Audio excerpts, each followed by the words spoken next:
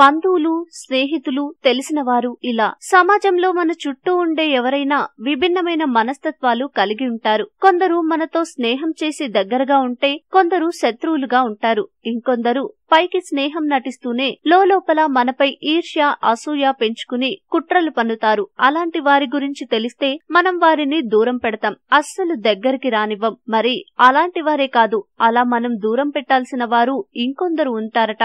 అవును, మీరు విన్నది కరెక్టే.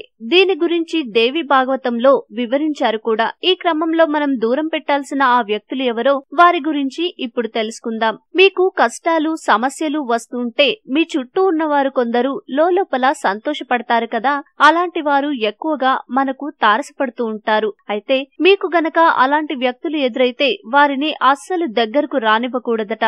ఎందుకంటే మీరు కష్టాలు, సమస్యల్లో ఉంటే వారు ఎంతో సంతోషపడుతూ మీకు ఇంకా హాని కలిగించేందుకు అవకాశం ఉంటుందట. కనుక అలాంటి వారిని దరిచేరనీయకూడదు. ప్రతి మనిషిలోనూ ఏదో ఒక వర్గం పట్ల ఆధ్యాత్మిక భావాలు కలిగి ఉంటాయట. అలా కాకుండా అసలు అలాంటి భావాలు లేనివారు, దేవుణ్ణి నమ్మని వారి నుంచి దూరంగా ఉండాలట. ఎందుకంటే వారు మీలోని పాజిటివ్ శక్తిని లాక్కుని నెగటివ్ శక్తిని ప్రసారం చేస్తారట.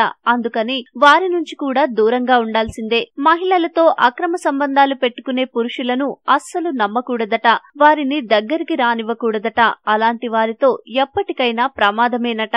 దోపిడీలు, దొంగతనాలు, మోసాలు, హత్యలు వంటి నేరాలు చేసే వారితో ఎప్పటికీ దూరంగానే ఉండాలట. వారు ఎవరైనా సరే దూరం పెట్టాల్సిందే. లేదంటే ఎప్పుడో ఒకప్పుడు మూల్యం చెల్లించుకోవాల్సి వస్తుందట. మీరంటే ఎప్పటికీ ఈర్ష్య, అసూయ, ద్వేషాలను కనబర్చే వారితో మీరు దూరంగా ఉండాలి. ఎందుకంటే అలాంటి వారు సమస్యలను తెచ్చిపెడతారట. వారితో ఎప్పటికీ దూరంగా ఉండాల్సిందే.